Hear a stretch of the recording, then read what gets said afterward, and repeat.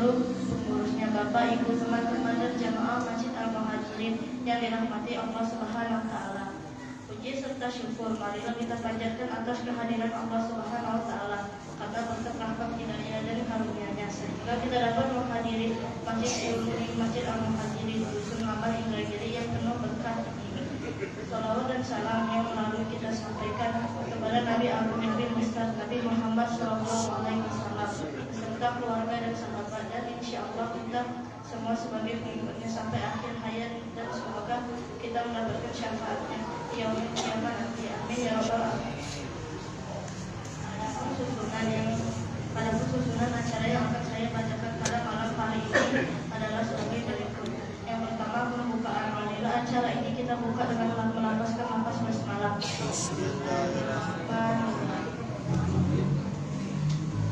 Acara yang selanjutnya tausiah atau ceramah agama yang akan disampaikan oleh Yang Terhormat Al-Mufarad Ustaz Jabran Nurwani. Kepada waktu dan tempat silakan.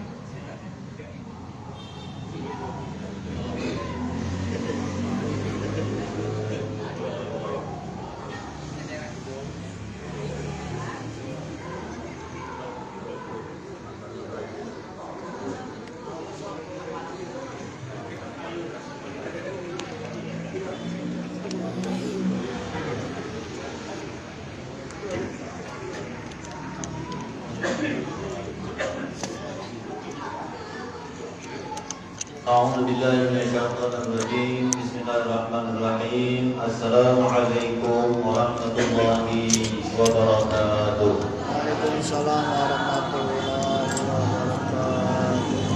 Alhamdulillahirabbil alamin. Alhamdulillahilladzi hadana subulas salam wa afhamana bi syari'atin nabiyil karim. Asyhadu an la ilaha illallah wahdahu la syarika lah wa asyhadu anna Muhammadan 'abduhu wa rasuluh. Allahumma salli wa sallim wa barik ala sayyidina Muhammadin sayyidil mursalin wa ala alihi wa ashabihi ajma'in wa man tabi'ahum bi ihsanin ila yaumiddin. Qala Allah ta'ala fi kitabihil 'azim. A'udzu billahi minasyaitonir rajim. Ya ayyuhalladzina amanu taqullaha haqqa tuqatih wa la tamutunna illa wa antum muslimun. Al-Ayat Sadaqallahul Azim. Yang terhormat Ketua Masjid Al-Muhajirin dan beserta pengurusnya Imam Khatib Bilal Gharib, yang kita doakan mudah-mudahan selalu dalam naungan dan lindungan Allah Subhanahu wa taala. Tidak lupa juga yang sama-sama kita muliakan, kita ta'azimi para guru-guru kita, para alim, para ulama, asatiz wal asatidzah, sepuh bin sepuh yang alhamdulillah hadir dalam rangka melaksanakan kewajiban, yaitu sholat maghrib secara berjamaah di masjid yang tentu sangat kita cintai ini. Dan Bapak Ibu hadirin jamaah sholat maghrib dan jamaah majlis yang tentu insyaallah dimuliakan oleh Allah Subhanahu wa taala. Walaupun tidak kami sebutkan satu persatu namanya, insyaallah tidak mengurangi rasa hormat dan taklim kami pada malam hari ini. Tentu kita Bapak Ibu saling ingat mengingatkan dalam kebaikan, dan tentu kita pada malam hari ini dihimpun oleh Allah Subhanahu wa taala dalam perkumpulan yang insyaallah perkumpulan orang-orang yang baik, perkumpulan orang-orang yang tentu dicintai dan dirindukan Allah Subhanahu wa taala, dan lebih-lebih baginda Nabi Muhammad sallallahu alaihi wasallam insyaallah. Bapak Ibu hadirin rahimakumullah, dalam ungkapan tidak ada yang lebih mulia melainkan kita selalu bersyukur kepada Allah Subhanahu wa taala. Mari kita Bapak Ibu pada malam hari ini untuk sama-sama kita bersyukur kepada Allah Subhanahu wa taala atas berbagai macam nikmat, yang tentu nikmat yang Allah berikan kepada kita, baik itu nikmat iman wal Islam, nikmat kesehatan dan nikmat kesempatan, dan terlebih nikmat umur yang panjang, sehingga kita malam hari ini bisa sama-sama untuk thalabul ilmi, adalah untuk kita sama-sama belajar, sama-sama kita mendengarkan ilmu yang mana ilmu ini adalah salah satu warisan baginda yang mulia Nabi Muhammad sallallahu alaihi wasallam. Kenapa ilmu ini sangat penting Bapak Ibu? Sebagaimana sabda Rasulullah sallallahu alaihi wasallam, Bismillahirrahmanirrahim, man arada dunya fa'alaihi bil ilmi, kata baginda Rasul. Siapa yang menginginkan kebahagiaan di dunia, maka dia hendaklah punya ilmu. Wa man arada al-akhirata fa'alaihi bil ilmi. Dan siapa yang menginginkan kebahagiaan di akhirat, dia juga hendak punya ilmu. Wa man aradahuma. Dan siapa yang menginginkan yang dua-duanya, baik itu dia menginginkan di dunia, menginginkan kebahagiaan di akhirat, tentu juga dia Bapak Ibu fa'alaihi bil ilmi, maka dia juga harus punya ilmu. Maka dengan ilmu inilah insya Allah hidup kita akan lebih terarah. Dengan ilmu ini tentu hidup kita akan tahu arah. Maka penting ilmu untuk keselamatan diri kita, keluarga kita, baik itu kehidupan di dunia dan kehidupan di akhirat. Nah, maka Bapak Ibu hadirin yang dimuliakan Allah Subhanahu wa taala, dengan ungkapan syukur kita kepada Allah Subhanahu wa taala bahkan sering diungkapkan, sering disampaikan oleh para muballigh, disampaikan oleh para dai-dai melalui firman-Nya Allah Subhanahu wa taala. Apa kata Allah Subhanahu wa taala? Bismillahirrahmanirrahim. La in syakartum la azidannakum wa la in kafartum min 'adzabin syadid. Dan siapa yang bersyukur atas nikmat dari Allah, maka nikmat itu akan ditambah.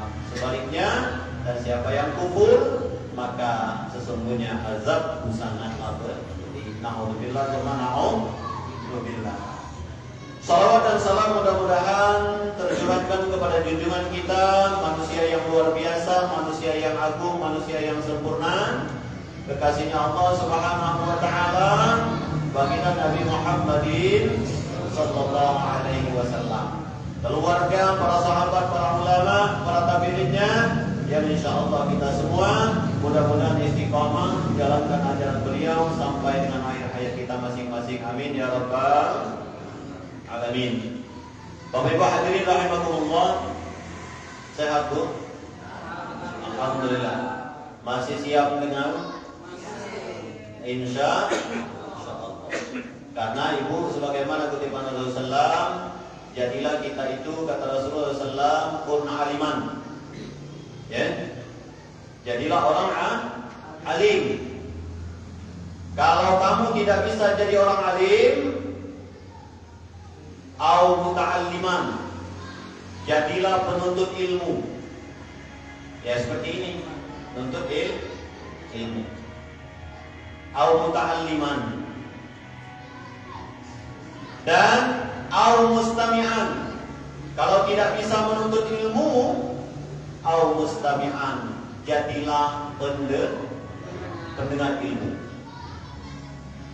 Tidak mampu juga kita menjadi seorang mendengarkan ilmu, au muhibban, cintai ilmu, cinta dengan ilmu.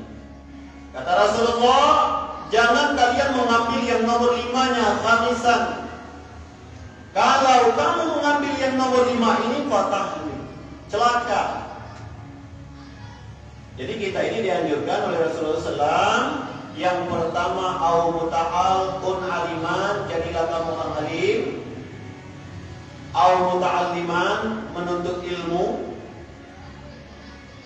Au mustami'an, mendengarkan. Au muhibban, mencintai ilmu. Bagaimana cara kita mencintainya Bapak Ibu? Dengan cara kita mengamalkan daripada ilmu itu, mengerjakan, mempraktekkan daripada ilmu yang kita dapatkan. Maka kata Rasulullah, jangan nomor 5. Bagaimana yang nomor 5 kata Rasulullah? Jadi orang alim tidak. Au muta'alliman, nuntut ilmu juga tak kalah. Au mustami'an, dengar ilmu juga tak kalah. Au muhibban, cinta ilmu pun tak kalah. Ini orang celaka kata Rasulullah. Celaka. Jadi jangan ilmu dinda, jadi orang alim dinda, dengar ilmu dinda, cinta dengan ilmu pun tidak mau, maka ini kata Rasulullah celaka. Naudzubillah, naudzubillah. Baik Bapak hadirin rahimakumullah, ada sebuah kisah seorang yang sangat alim, dari kalangan tokoh sufi, ulama tasawuf, yang mana dikenal kealimannya, dikenal ibadahnya, bahkan di muka bumi pun dikenal ini adalah sosok, adalah ahli ibadah. Namanya adalah Syekh Abdul Aziz. Ini beliau dikisahkan ulama yang luar biasa, terkenal kealimannya, terkenal ibadahnya yang sungguh luar biasa. Bukan hanya ibadahnya ini yang wajib saja Bapak Ibu, melainkan yang sunnahnya pun tetap istiqomah dia lakukan. Apakah itu ibadah sholat malamnya, apakah itu ibadah sedekahnya, apakah itu ibadah sesamanya, apakah itu sholat wajibnya, maka ini seorang ahli ibadah tidak pernah tinggal daripada ibadah itu, Pak. Masya Allah, luar biasa. Daripada amal ibadah, dikenal beliau seorang ahli ibadah, maka seorang ahli ibadah ini Allah tahu, Pak. Malaikat pun tahu dengan sosok yang sangat alim ini, yang sangat terkenal kealimannya. Bahkan penduduk bumi pun beranggapan bahwa ini seorang ahli surga. Saking taatnya, Pak. Ada tak kira-kira kita nengok di sini? Oh, itu ahli surga. Lalu belum nengok sini. Saking kealimannya, Pak. Taatannya artinya jauh dengan maksiat kepada Allah. Lalu suatu ketika malaikat Jibril lewat tanpa sengaja, melihat sebuah catatan kitab di Lauhil Mahfuz. Terlihat nama Syekh Abdul Aziz ini, ulama yang luar biasa, terkenal kealimannya ini sebagai penghuni neraka. Di dunia dikenal sebagai ahli ibadah, ahli surga. Tapi ketika dilihat dalam catatan amalnya, tercatat sebagai seorang ahli. Lalu malaikat Jibril turun, lalu menemui sang yang alim ini, Syekh Abdul Aziz. Wahai Syekh, untuk apa engkau ibadah? Untuk apa engkau bangun malam? Untuk apa engkau sholat? Untuk apa engkau berbagi? Kenapa kata Syekh Abdul Aziz? Wahai malaikat, untuk apa engkau ibadah? Bukankah namamu sudah ada catatannya? Engkau adalah penghuni neraka. Kaget tidak kira-kira Pak? Seorang ahli ibadah disampaikan berita, dicatat seorang penghuni neraka. Lalu apa dijawab oleh Syekh Abdul Aziz? Wahai malaikat Jibril, surga neraka itu urusan Allah. Surga neraka hak prerogatifnya Allah. Urusan masuk surga, masuk neraka itu urusan Allah. Kewajiban saya hanya satu, wahai malaikat Jibril, wa ma khalaqtul jinna wal insa illa liya'budun. Tidaklah aku ciptakan jin dan manusia, kata Allah, melainkan untuk beribadah kepada aku. Urusan saya sebagai masuk neraka, ya artinya redha Allah saya masuk neraka. Saya ikhlas. Kalaupun masuk surga, artinya Allah redha kepada saya untuk masuk surga. Itu urusan Allah, hak prerogatif Allah. Urusan saya hanya satu, ibadah. Dia tak risau. Tidak. Kira-kira kalau ibu-ibu bisa dikabarkan, wahai si fulan, bahwa ada catatan di sana penghuni neraka, apa yang dirasakan, Bu?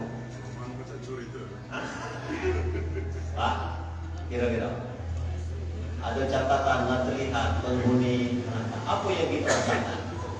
Benar, palingan berusaha kita bagaimana mengubah daripada catatan itu, betul kan? Itulah manusia. Tapi beda dengan seorang yang alim ini.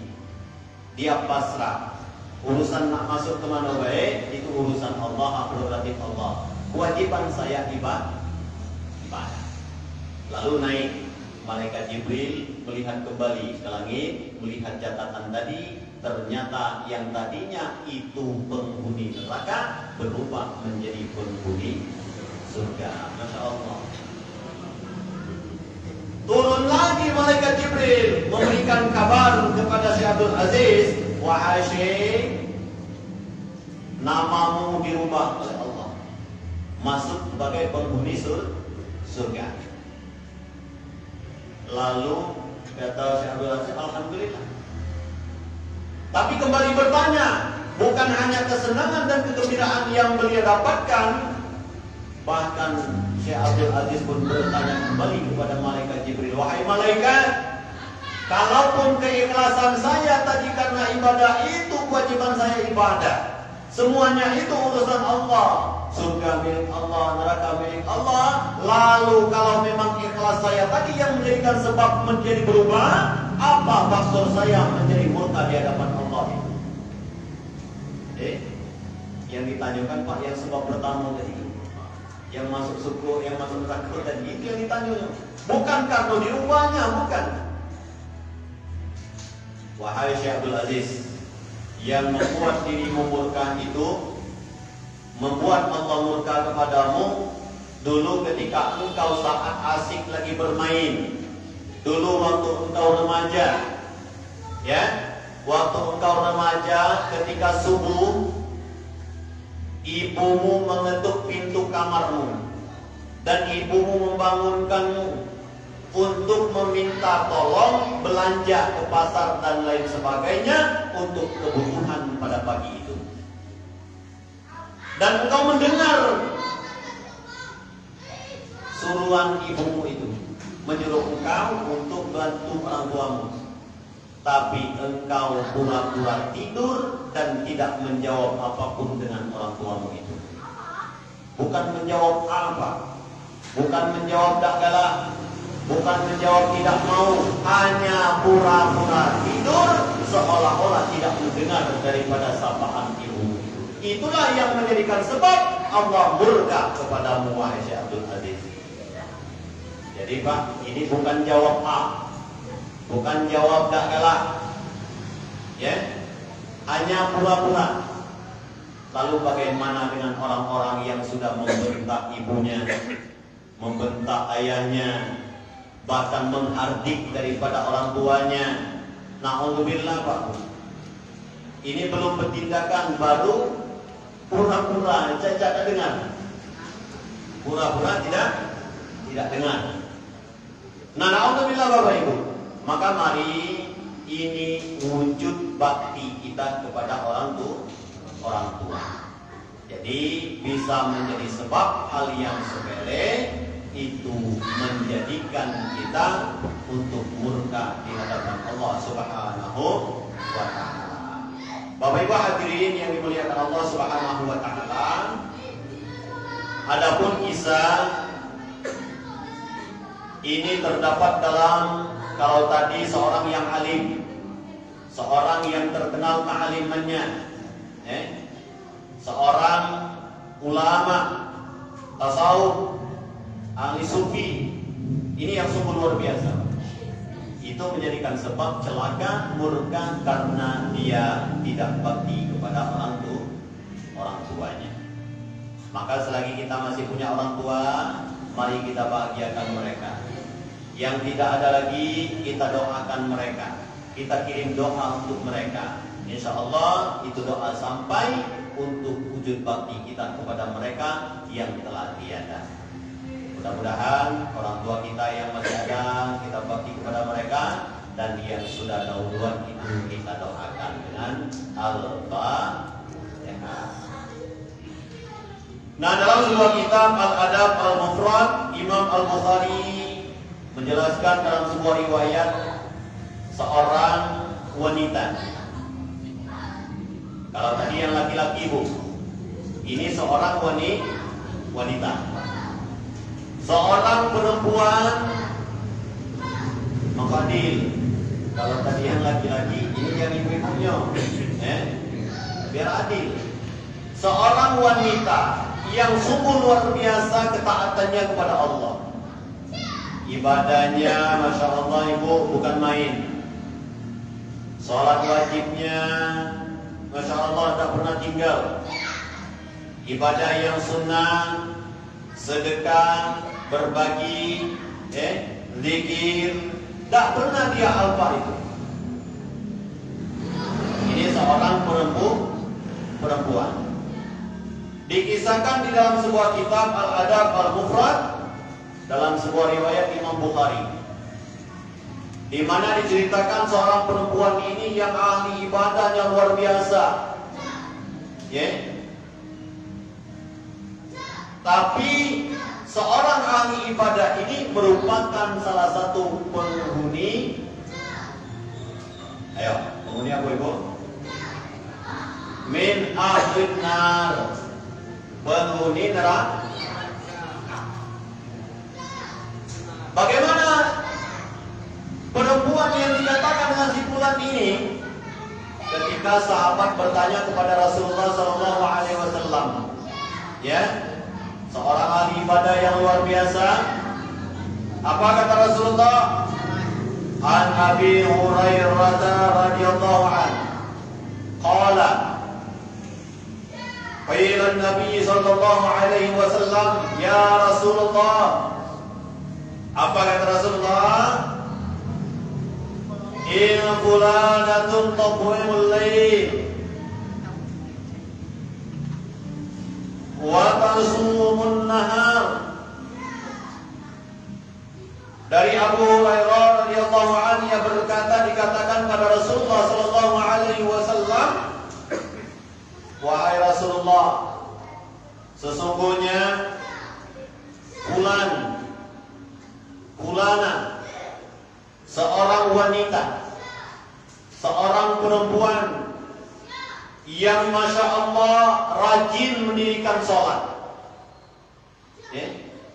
Seorang wanita ini yang luar biasa ibadah sholatnya, sholat malamnya. Lalu dan begitu juga dia gemar berpuasa, gemar berpuasa siang hari. Jadi Masya Allah Bapak Ibu, seorang perempuan yang ahli ibadah salatnya, seorang perempuan yang tak pernah lalai dalam melaksanakan puasa sunnahnya, apalagi puasa yang wajib. Yang sunnah pun dia istiqomah. Lalu perempuan ini juga rajin untuk sedekah. Rajin sedekah. Setelah sholat rajin, puasa juga rajin, sedekah pun rajin. Ada di sini? Ada. Banyak di sini. Rajin sholat, rajin sedekah. Apa lagi? Rajin menabung. Ini seorang perempuan yang luar biasa, Masya Allah. Lengkap. Kalau rajin sembahyang, rajin ngaji, rajin puasa, rajin sedekah. Nah, ini. Wa tu'ti jibrinaha bilisaniha. Tapi perempuan ini dia tidak mampu untuk bilisaniha.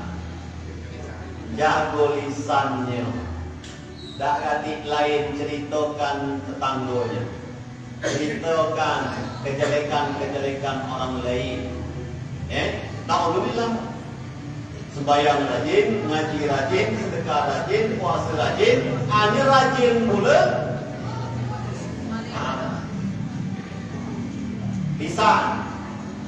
Wa hafizil lisan, menjaga lisan.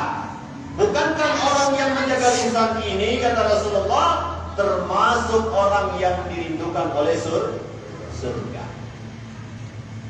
Ini orang yang dirindukan surga itu, Bapak Ibu, salah satunya wa hafizil lisan, orang yang menjaga lisan.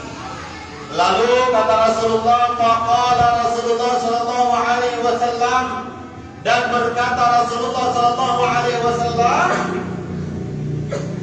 la khaira fiha hiya min ahlin nar. Sahabat bertanya kepada Rasulullah ini tadi, ya Rasulullah, ada seorang perempuan rajin sholat, rajin ngaji, rajin puasa, rajin sedekah, cuma dia rajin pula lidahnya tadi, lisannya tadi. Maka kata Rasulullah, orang seperti itu la khaira fiha hiya min ahlin nar. Maka orang yang seperti itu adalah tidak ada kebaikan padanya, dia termasuk penghuni ahlin nar.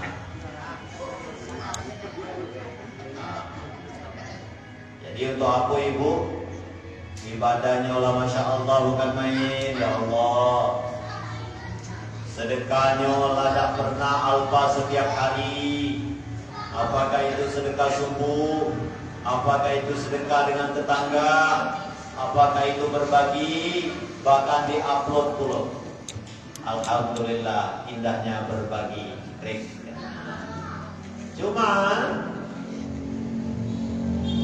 lisannya ini tak gitu jago. Nah maka ini kata Rasulullah, min ahlin.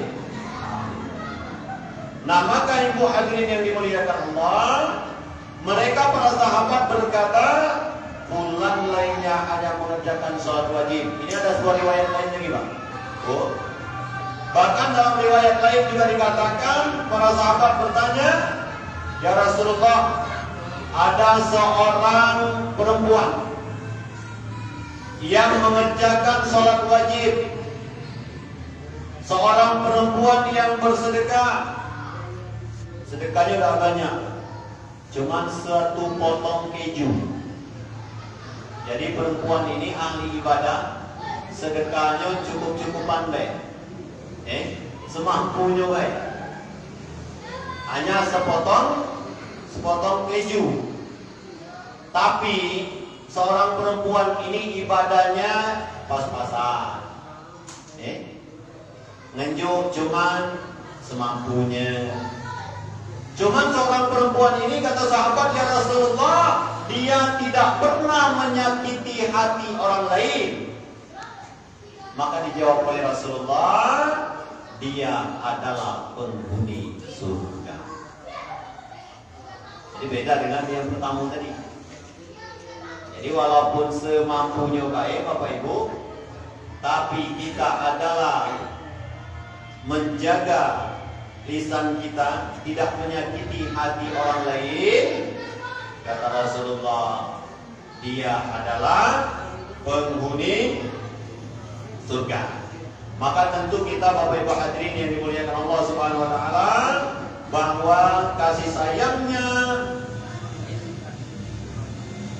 Allah Subhanahu wa taala kepada seorang hamba dengan rahmatnya jauh lebih luas daripada azabnya. Maka selama seorang hamba memohon ampun kepadanya, Allah akan mengampunkan kesalahan itu. Kalau seorang hamba punya kendala, Allah punya kendali.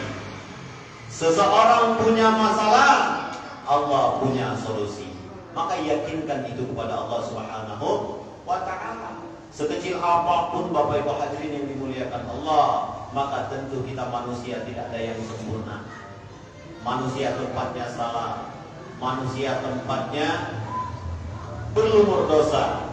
Tapi yakinlah ketika kita benar-benar mengabdi bertaubat kepada Allah Subhanahu wa taala, insyaallah dosa itu akan diampuni oleh Allah Subhanahu wa taala. La yarhamullahu man la yarhamun nas.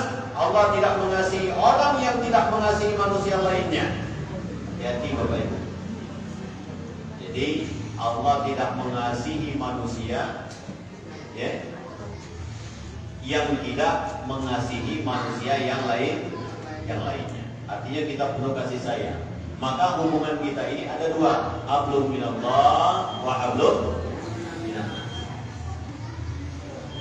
Hubungan vertikal kita kepada Allah dan hubungan vertikal kita kepada manusia. Lantas bagaimana hubungan kita kepada Allah Subhanahu wa taala? Tentu kita berusaha menjalankan ibadah kita kepada Allah. Ittaqullah, bertakwa kita kepada Allah, jalankan apa yang diperintahkan Allah dan kita tinggalkan apa yang dilarang oleh Allah Subhanahu wa taala.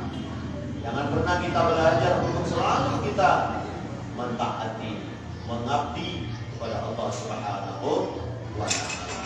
Nah, Bapak Ibu hadirin yang dimuliakan Allah Subhanahu wa taala, oleh karena itu ketika kita diceritakan oleh Rasulullah SAW tentang seorang wanita yang ahli ibadah ini tadi. Bahkan seorang wanita yang biasa-biasa saja, kita mengambil iktibar. Kita mengambil pelajaran daripada kisah ini. Artinya selamat, baik dan tidaknya seseorang itu tergantung dengan dia menjaga lisannya, menjaga ucapan. Maka ada 4 manusia itu dirindukan surga, yang diantaranya wahafizul lisan, orang yang mampu menjaga lisannya. Yang kedua, talil Quran, orang yang mau belajar membaca Al-Quran. Lalu yang ketiga, wa mudhibil qi'an, ngejuk makan je pedang lapar. Yang keempat, puasa ini fi syahri Ramadan, dan berpuasa di bulan suci Ramadan. Nah, inilah salah satu kalau ingin dirindukan oleh surga Allah Subhanahu wa taala. Nah, maka Bapak Ibu hadirin yang dimuliakan Allah Subhanahu wa taala, tidak lain ini semua dihimpun dalam ladang amal ibadah. Tapi amal ibadah ini bisa rusak dengan diri kita sendiri. Amal ibadah yang kita perbuat, amal ibadah yang kita lakukan Bapak Ibu, baik itu sholat, ibadah puasa, ibadah sunnah, ini bisa rusak sebab oleh diri kita sendiri. Bukan orang lain merusak amal ibadah itu, kata Rasulullah. Ada 6 sebab merusak amal, 6 macam yang merusak amal ibadah. Maka jangan kita berbangga dulu dengan amal ibadah kita ini. Jangan merasa senang dulu, apalagi sudah merasa lebih baik daripada yang lainnya. Alhamdulillah. Yang pertama kata Rasulullah, yang merusak amal ibadah itu al-ishtighalu bi uyubil qalbi. Jadi Bapak Ibu, yang merusak amal itu yang pertama kata Rasulullah, terlalu banyak mencari aib orang lain, mencari-cari kesalahan orang lain, menjelek-jelekkan orang lain. Tiada hari tanpa untuk mencari aib orang lain, sehingga lupa dengan aib dirinya sendiri. Nah ini sibuk, pokoknya bangun tidur lalu pikir apalah target hari ini. Nah ini bangun tidur lalu pikir apa yang harus kusampaikan hari ini, tetangga mana yang tak direwangi. Namun lagi segala ada.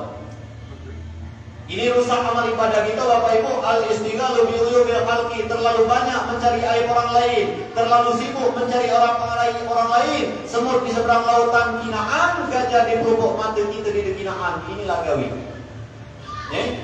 Kalau bahasa trainer Pak Bu, ada bahasa trainer apa? Celano namo kekecilan, celano baru kebesaran. Celaka jema kinaan, celaka diri dia kepayagan. Nah ini Bapak Ibu, rusak amal kata Rasulullah. Kalau terlalu banyak mencari aib orang lain, kenapa? Sibuk kita sehingga lupa dengan aib diri kita sendiri. Yang kedua, apa yang merusak amal ibadah kata Rasulullah? Yang kedua ini adalah qaswatul qulub, hatinya keras. Hatinya keras ini bagaimana Ustaz? Hati keras itu tidak mau menerima nasihat dan tidak mau dinasehati. Ini ciri hati yang keras. Selalu menolak kebenaran. Ini orang yang selalu menolak kebenaran, tidak mau menerima nasihat, tidak mau dinasehati, hatinya keras. Ini salah satu yang merusak amal ibadah. Bagaimana cirinya? Ketika menerima nasihat itu mulai gelisah. Apa dia baca peran lagi ngisi tausiah, ciri lain ini salah satu. Perasaan Japran itu peci tiap ganti-ganti, berpeci itulah saja tiap tausiah. Nah ini salah satu mencari aib orang lain dan menjadikan. Iya, betul. Perasaan dia berganti itulah saja itu. Nah ini ciri. Kalau hati kita sudah keras, tidak mau menerima nasihat, udah mulai nak menasihati jemaah Japran. Hidup dulu laku, makan garam dulu laku, kayak belak dunia, umur jagung. Nah ini ciri hati yang keras. Artinya apa? Tidak mau menerima nasihat. Tentu nasihat yang disampaikan itu kebaikan, Pak. Ya. Ini hati yang keras. Bukankah dalam tubuh manusia ada segumpal daging? Kalau baik segumpal daging itu baik semua organ tubuhnya, Bu. Kalau jelek segumpal daging ini, maka semua organ tubuhnya pun akan ikut jelek. Apa itu segumpal daging? Kalbu, hati dalam tubuh manusia. Ada namanya hati. Qaswatul qulub, hatinya keras. Naudzubillah. Ini rusak amal. Merusak amal, menggerogoti amal. Apa namanya itu? Mulai bangsur, digerogotinya. Sebab diri kita sendiri. Yang ketiga, yang merusak amal kata Rasulullah, hubud dunia. Terlalu cinta dunia, lupa akhirat. Sibuk dengan dunia, pokoknya tidak ada pikiran lain. Bangun tidur mikir kemana nyari duit. Bangun tidur apa nak digawe ke, pokoknya dunia. Lupa akhirat. Hubud dunia. Bukan tidak boleh cinta dunia, Bapak Ibu. Boleh cinta dunia, tapi jangan terlalu. Kalau lalu itu sudah. Boleh cinta dunia, tapi jangan terlalu. Kalau sudah terlalu itu akan melalaikan akhirat. Ditipu kita, Bapak. Saat ini kita sedang dikasih mainan. Rumah mainan bukan? Mainan, Pak. Tanpa kita sadari, rumah kita itu awalnya dari tanah. Bata dari, semen dari, besi dari, atap genteng dari tanah lalu itu, Pak. Manusia dari. Nah, teman-teman manusianya pun dari. Kalau kita tidak sadar ini, jangan terlalu cinta dunia, hubud dunia, boleh. Jadikan dunia jembatan sarana menuju kehidupan akhirat. Jangan jadikan akhirat sampingan, dunia tujuan salah. Bagaimana? Dunia jadikan jembatan menuju sarana kehidupan akhirat. Insya Allah hidup kita akan lebih nyaman dan tenang. Hayya al-shalah. Karena dunia. Ini kalau sudah terlalu cinta dunia, maka sering kami sampaikan, zuhur di perjalanan, asar ke petangan, maghrib kemalaman, isya ketiduran, subuh kesiangan. Sudah. Zuhur di perjalanan, asar ke petangan, maghrib kemalaman, isya ketiduran, subuh kesiangan. Kau mana gawi? Ngapa mikir dunia? Tidak ada lain, sehingga lewat. Karena terlalu cinta mengurus dunia. Yang keempat, apa yang merusak amal? Qillatul haya, sedikit rasa malu. Malu mana? Malu kita kepada Allah. Kalau tidak menjalankan ibadah. Malu ini Pak, nanti akan berjumpa dengan Allah. Apa yang akan kita pertanggungjawabkan? Apa yang akan kita bawa? Apa yang akan kita sampaikan ketika di hadapan Allah Subhanahu wa Ta'ala? Yang kelima, apa yang merusak amal? Tulul amal, panjang itu angan-angan, panjang itu cita-cita, menghayal itu lagawi. Amal panjang itu amanah. Ayah rusak amal gitu karena ngayal tuh gawe. Tak kacik lagi gawe, cuma menghayal tuh lah kan. Panjang itu amanah. Angan-angan panjang, angan-angan banyak, cuma tuh gawe. Nah ini. Samo, aku ini nak berangkat umroh. Galaknya Ustaz, umroh masih muda, masih sehat, masih kuat. Pasti tanya, nyetor belum? Belum. Kamu nggak itu tadi? Ayat ini nak berangkat haji. Haji masih muda, badan sehat. Rasanya lemaknya di badan haji itu masih muda. Ditanya, Pak, lo dia setoran awal belum? Belum. Maka mana? Nak nunggu gitu-gitu. Umur itu. Cuman terlalu panjang angan-angan. Kalau terlalu panjang angan-angan, menghayal lupa segala-galanya. Pas duduk ngina kita buka HP, tuh kalau kebanyakan duit kayaknya. Kebun limbah, stekan galu, gitu kan. Kebun limbah, sekta, stekan galu, bungkusnya besar-besar, ini kau mahal mula, dong ya Allah. Hasilnya ngatung tahun ini, ini gini biu pun kan. Ada dikit kelambu. Ngatung gitu tahun ini kan. Ini cuma dikinain tadi kan dia kita berangkat hasilnya haji tahun ini. Hari kapan nak berangkat ini cuma kita kinain ini. Jadi jangan kita terlalu amal, panjang itu menang. Sekedar dia baik gitu. Semampunya kuat mana ya. Lalu yang keenam, apa yang rusak amal? Zulmun la yahsan. Zalim.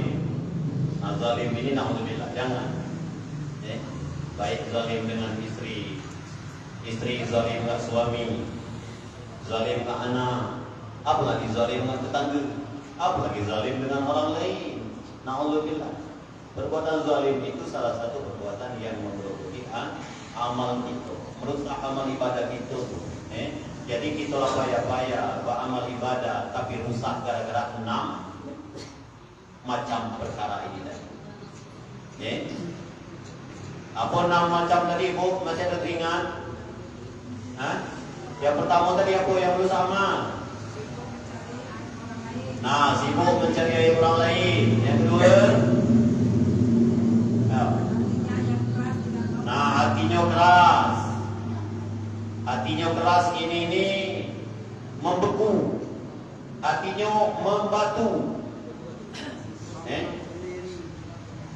Yang ketiga, terlalu cinta dunia. Yang keempat, sedikit rasa malu. Kita malu, jangan malu hanya kepada manusia, tapi malulah kita kepada Allah Subhanahu wa Ta'ala. 24 jam kita menginjak-injak buminya Allah. 24 jam kita bernaung di atasnya Allah Subhanahu wa Ta'ala. 24 jam kita selalu melihat keagungan Allah. 24 jam kita selalu melihat daripada kemuliaan-kemuliaannya. Bahkan makhluk-makhluknya Allah. 24 jam kita diberikan nikmat yang luar biasa oleh Allah. 24 jam kita menghirup udaranya Allah. Allah tidak memberi tebusan kepada kita. 24 jam Allah perlihatkan mata kita dengan mana yang baik, mana yang tidak baik. Mana yang boleh kita kerjakan, mana yang tidak boleh kita kerjakan. 24 jam kaki kita melangkah, tangan kita bergerak untuk selalu berusaha memenuhi kebutuhan hidup. Baik itu kehidupan jasmani kita dan terlebih rohani kita. Kadang-kadang kita ini sibuk memfasilitasi jasmani saja, tapi lupa memfasilitasi daripada rohani kita. Padahal dua ini tidak bisa dipisahkan, jasmani dan rohani. Kalau jasmani Pak, kasih makan pagi, kasih minum, selesai. Kasih pakaian yang bagus, mantap luar biasa. Ini jasmani Pak. Sama itu, kasih gamis, jaket, sorban, alarm, bunyi, waktu isya. Ini. Jadi sampai membela kan. Jadi Bapak Ibu hadirin yang dimuliakan Allah, mari sama-sama kita untuk benar perbaiki diri kita sendiri. Apa yang Allah berikan kita syukuri dengan cara kita beribadah kepada Allah Subhanahu wa Ta'ala. Sehat, ibadah, bisa lihatlah keutamaan Allah Subhanahu wa Ta'ala. Baik Bapak Ibu hadirin yang dimuliakan Allah, mungkin karena alarm waktu isya itu telah sampai, mari sama-sama apa yang disampaikan ini insya Allah bermanfaat bagi kami yang menyampaikan dan Bapak Ibu hadirin sekalian yang mendengarkan. Tentunya kami malam hari ini menasihati diri kami pribadi dan menasihati kita semua yang hadir pada malam hari ini. Insya Allah walaupun sedikit bermanfaat untuk kita semua. Amin ya rabbal alamin. Mungkin hanya ini saja Bapak Ibu yang dapat kami sampaikan. Lebih dan kurang mohon maaf, dan kepada Allah sama-sama kita mohon ampunannya. Mari kita tutup dengan doa kafaratul majelis. Subhanallahumma wa bihamdika, asyhadu an la ilaha illa anta, astaghfiruka wa atubu ilaik. Walhamdulillahirabbil alamin. Wassalamualaikum warahmatullahi wabarakatuh.